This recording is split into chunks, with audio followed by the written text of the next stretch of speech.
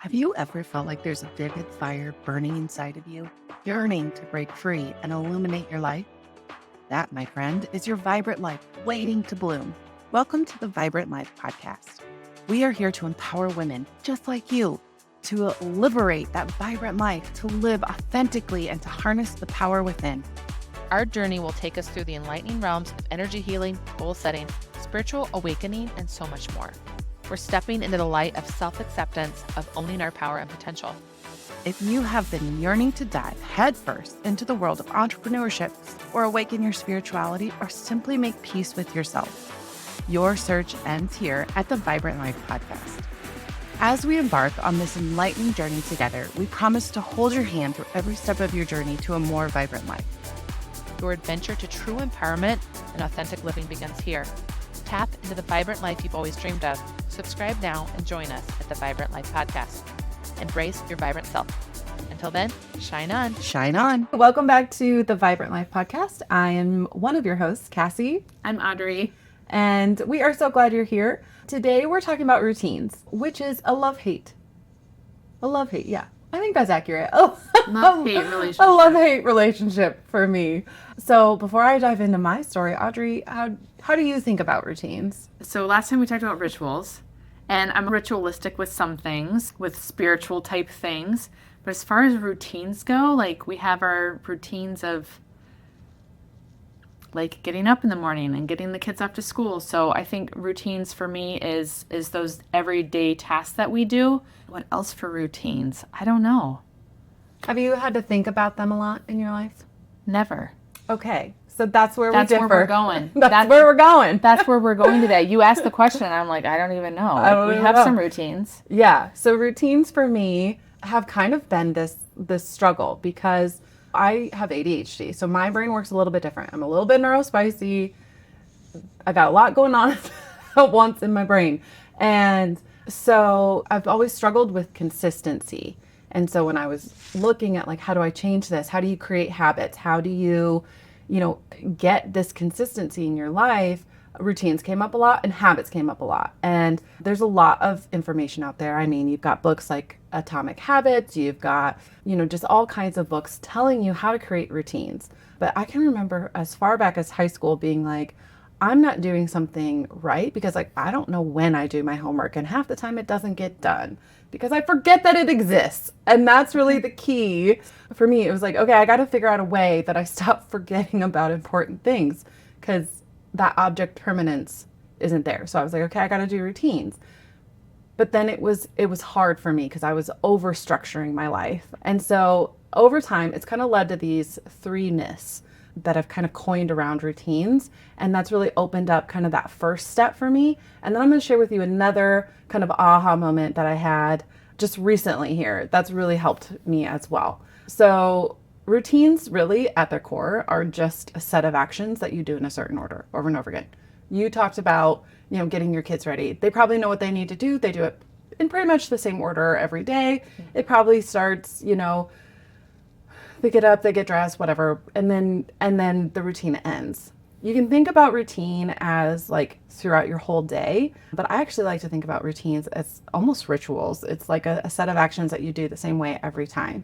Traditional wisdom, I guess, is that it takes 28 days to make a habit. And so you do this routine 28 days in a row. And then it'll become something you don't have to think about. Mm-hmm. So here's my big aha moment that just happened that I finally just like put into words is things are never not tasks for people with ADHD. So for every day, we're going to wake up and we have to brush our teeth, right? Like for most people, that's just like, okay, that's what you do. You don't think about it. But for me and a lot of other people, that's still a task. I have to think about it. I have to decide to do it. And so that was something that kind of helped all this click for me. So my first three kind of big aha moments about routines is they don't have to be tied to the time and you don't have to be tied to them where you have to be at a certain place at a certain time. You have to do the same thing every day. That's another thing. You don't have to do the same routine every day. And so I went on this journey for several years, especially after I had my daughter, trying to figure out how to create routines that worked for me, how to create routines that my brain didn't like fight against. Because as soon as I would do a routine and I do it for like 3 days, I'm like, yes, this is great. And then my like resistance would come up and I'm like, I don't want to do that.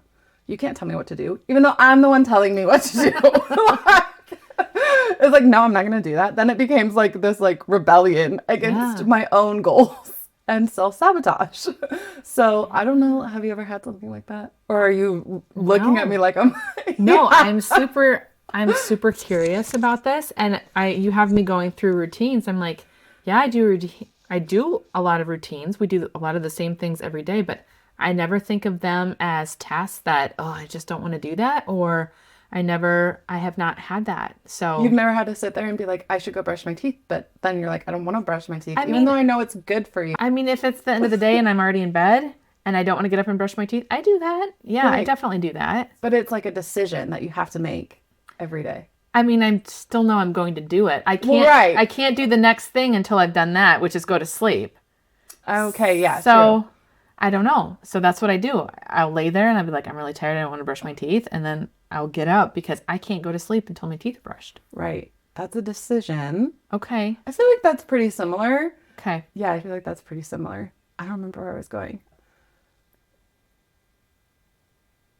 I've completely lost my train of thought. Okay. We'll get it back. But that might be part of it. Yeah. Okay. Let me back up. Blah, blah, blah. Rewind all that. Let me back up. I got you. Okay.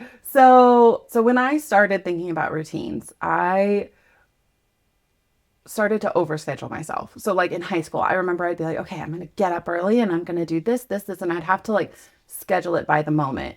And then I would like read a book and they'd be like, okay, just like time block it. Like, this is just your morning routine. And then I would be like, okay. So I was like, okay, I think it should take me about this long. But then when I would wake up like 4 days later, I would forget all the things I needed to do in my morning routine. Okay. So that was kind of my first aha moment, is like, for my brain to work, like I have to have a very specific checklist of like, these are the things that once upon a time past Cassie said she wanted to do for herself. And so this is the order you're going to do it in. This makes sense. And that helps kind of decrease that decision fatigue that you have if everything in your life is a task that you have to think about and decide to do. If you can create these kind of mini routines that you're like, okay, I'm going to do this in this order, but then you have to write it down. Okay. It has to be written down somewhere, which I don't know if anyone's ever told you that. You don't have to keep it all in your head. So that was a big change for me as I started writing things down. And then I identified these ripple habits. So these were the things that kicked off my little mini routines. And so a ripple habit, for example, might be, I'm going to, drink a cup of water first thing when I wake up. And then that is going to lead to me eating healthier throughout the day. It's going to lead to me, maybe choosing a better activity at night because I'm feeling hydrated, I'm feeling good. So you have to identify these like ripple habits, or maybe it's, I'm going to do a load of laundry in the morning every day. And that's going to be like my kickoff ritual, habit, routine, whatever you want to call it. And then I'm going to put it on my bed so that I have to fold it before I go to bed. Okay. Kind of like your teeth brushing thing that you mentioned. So that's been a thing that's helped me, is identifying my ritual or my ripple habits, because then it's like a drop in the water and then the ripples go out. Sure. And so that's going to be the thing that triggers my brain to say, okay, I did this. So now I'm also going to pair that with these other tasks. And then I don't have to decide them. My brain works with me. It just happens. It just happens. Okay. It's the only thing I've been able to find that works with me. The other reason I would say writing things down is, I don't know about anyone else that is a bit neurospicy, but I can do something for 6 months every single day. If I miss a day or go on vacation, it's like it never existed. My sisters and I have talked about this because we're all the same. And we've talked about how we'll get super hyper focused on like a food, or we'll have like a set of like meals that we like to eat. And then we completely forget that they exist for years. And then you come back and you're like, oh my God, I love this. But there was a time we were all together and we had to make my sister a menu. So we made her like a menu of like, these are the things you like to eat. So that way when she walked in the kitchen, it wasn't like, what am I going to eat today? And I don't even know what to make. And I don't even know what to make. So she had these like little bubbles of like, here's the things you like to do. But then we also did that with activities she likes to do. Okay. So, I mean, just trying to think about ways that work with your brain. And I think that's why I'm such a list person, because the object permanence is not great for me. Yeah. I think I have to have everything written down, because if I wake up in the morning and I don't have routines that I've been working towards, or I don't have things listed out that I want to do, my brain's just like, free for all. Time to just chill all day. Like, or I think of too many things and then I'm stuck because I can't figure out what I need to do first. So that leads me to my second myth of like that routines lock you in, where routines actually give you the freedom because they help your day flow. Especially if you're neurospicy, even if you have to think of everything as a task, you have groups of tasks that you've made into routines.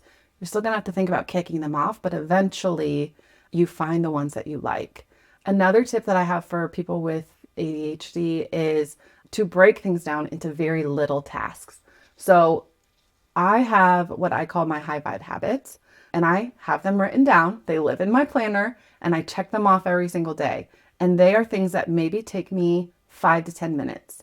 And what that does is being able to check that off is it gives me that dopamine hit. So my brain is like, ooh, this is fun. Let's do more of this. And then you can do more of your habits or finish out the rest of your routine. But you need to have a way that you're tracking it so that you can get that dopamine hit, because that's going to train your brain to be like, ooh, this is good. This is good for me. This is how you get over the resistance of doing it. Because when you're self-sabotaging, your brain is rebelling, being like, you can't tell me what to do, even though we're the ones that decided it. You have that thing that you can check off and you're like, ooh, yay, that was fun. Let's do that again. Yeah. So is any of that resonating? Life as a nurse, I had my patients listed out and what needed to be done. I needed to do vitals at 8, noon, and 4, I guess. And then I would check it off. So the dopamine hit, that resonates as far as like, ooh, I love to write things out. I would even write things out just so I could cross them off. Yeah. And you also have to leave them so you can see them. Yes. Yeah. That So then you can nuts. see the things that you've already done. I've done that before. Yeah. Something else that I can pull into that is my neighbor is also, hey babe, I'm not going to mention you by name just in case you don't want to be called out, but she also has ADHD, and she would talk about, I have to plan out my week. And I was like, what do you mean you plan out your week? Yes. And she's got her planner and she writes down hourly what it is she needs to be doing. And I thought, holy moly, it wasn't until I got to know her better that I was like, okay, I get it. That's how your brain works and that's what you need to do to function. Time blocking, when I discovered that, blew my mind. Yeah. Blew my mind. So as I'm talking about all of these things, we have these resources available on the Vibrant Life Society website. You can get my high vibes habit template. I have a time blocking sheet. I have planner sheets, things that worked with my brain.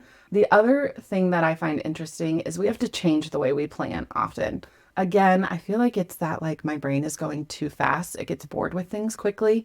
So having a couple different ways that you can plan will be helpful and keep it from feeling overwhelming or from keeping you locked in. So I have different sheets that I will use there depending on what day it is. So if I do have a really busy day, I have time blocking sheets that has a to-do list on one side and then, you know, the time blocking on the other side. And those to-do list sections are long because, as I said, write down that you want to drink a cup of water at 11. Write that down. Otherwise, you probably won't do it.